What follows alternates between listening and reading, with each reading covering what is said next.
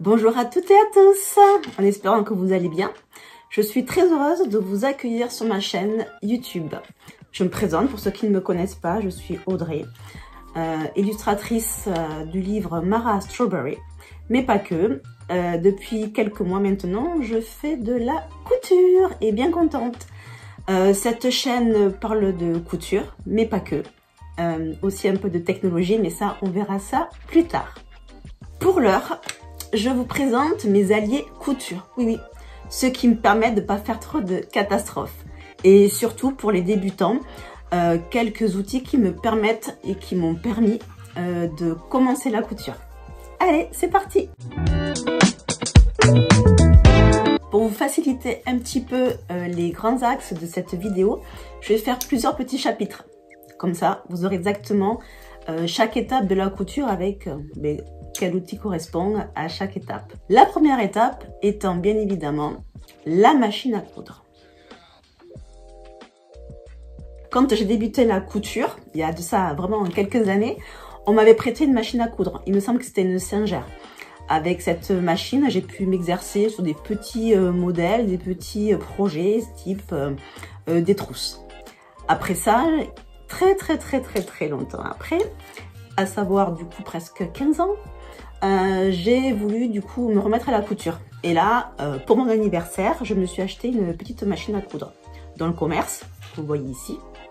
Ce que j'appréciais beaucoup dans cette machine, c'est qu'elle était très simple d'utilisation, donc très facile pour moi de me remettre dans le bain. Malheureusement, elle n'a pas duré longtemps. Au bout de même pas 3 mois et demi, elle m'a lâché.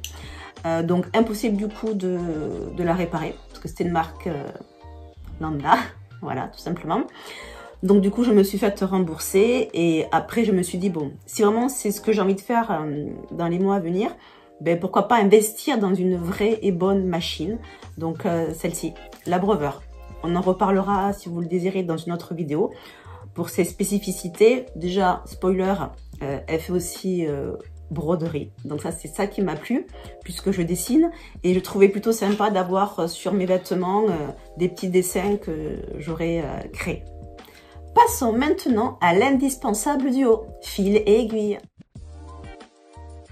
Alors, faisons un petit zoom entre le fil à coudre, qui est ici, contre le fil à coudre à la main. C'est parti! Non, ce n'est pas juste une question de taille et de caprice. Le fil machine est plus résistant et s'adapte à la tension de la couture. Moi, j'ai choisi cette marque, c'est des Gutermann, qui pour moi sont relativement résistants pour ma machine. Vraiment, c'est de très bonne qualité. Un petit peu plus onéreux que les autres, mais très satisfaite. Tandis que le fil à la main, cela joue plus relax, parfait pour les finitions et les petits détails. Effectivement, moi je l'utilise pour des petits raccords ou de petits oublis quand je couds. Il y a plusieurs sortes, mais bon, c'est clair que moi j'utilise quand même le polyester qui est beaucoup mieux.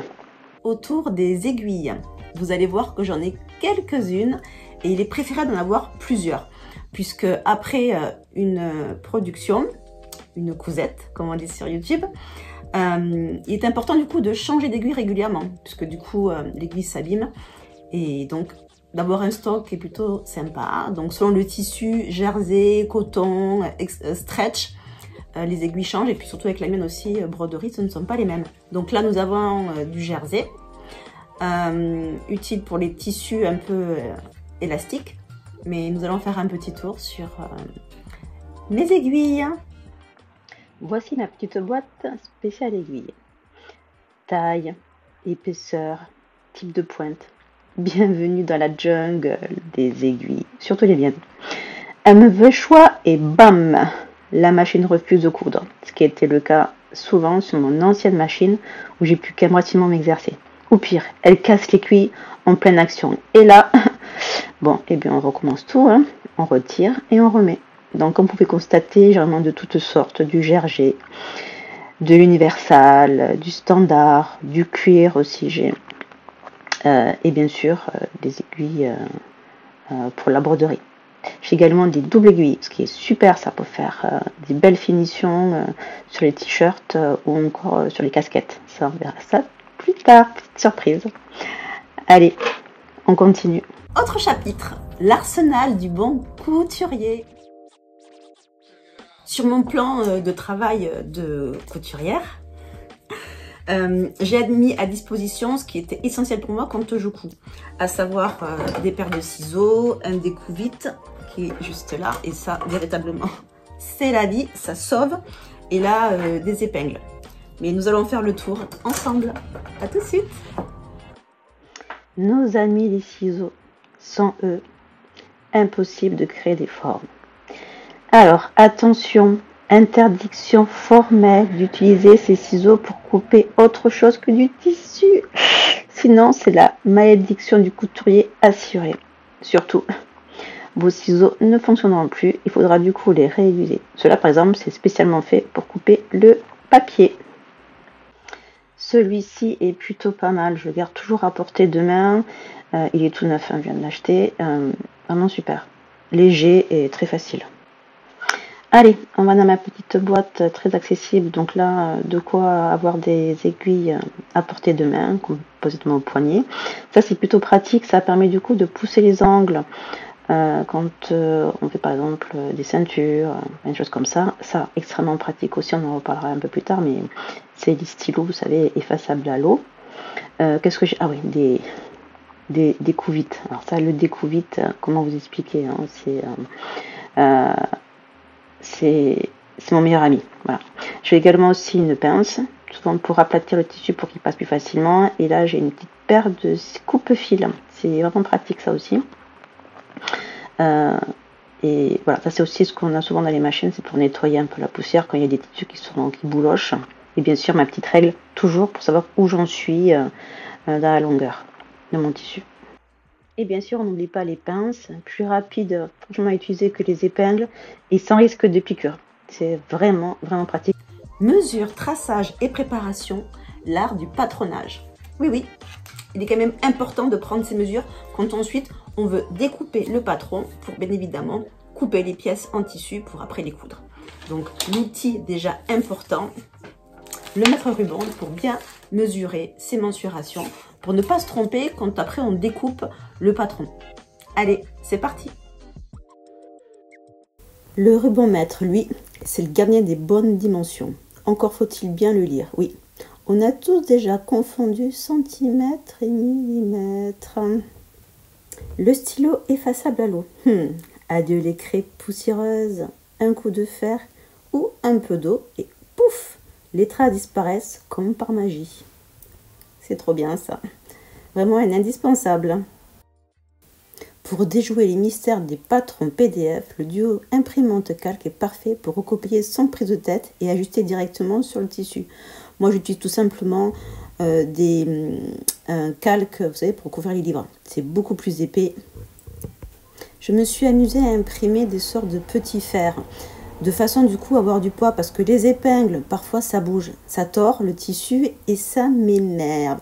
Avec des poids, c'est plus simple. Tout reste bien en place. Vraiment, c'est super pratique. Vous voyez, tout reste en place et après on découpe. Nous avons fait à peu près le tour de tout ce que nous avons besoin pour débuter notre couture. Maintenant, il faut passer au montage et aux finitions, ou comment éviter les chaos.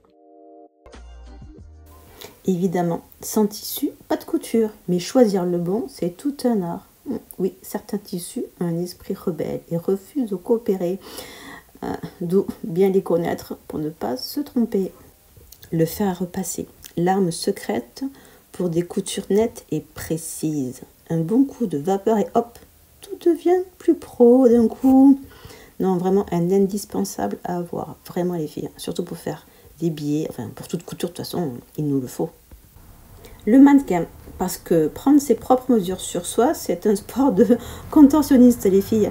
Lui au moins ne râle pas et reste en place. Celui-ci, je l'ai confectionné avec mes propres mesures. Voilà, nous avons fait le tour de ce qui pour moi, à mon sens, est essentiel et avec lesquels j'ai pu débuter mes petites cousettes. Et vous, quel est votre outil indispensable pour coudre? Dites-le moi en commentaire, je suis très curieuse et nous pourrons peut-être échanger. Et si la vidéo vous a plu, n'oubliez pas de vous abonner, d'activer la petite cloche, de partager, tout le tralala que vous connaissez très bien. En tous les cas, moi j'étais extrêmement contente de vous retrouver sur ma chaîne. Si vous désirez aussi me suivre sur les réseaux sociaux, il y a TikTok, il y a Instagram. Donc je suis un peu partout. Je vous souhaite une bonne journée ou une bonne semaine et surtout de bonnes cousettes et de bons projets créa. À très vite!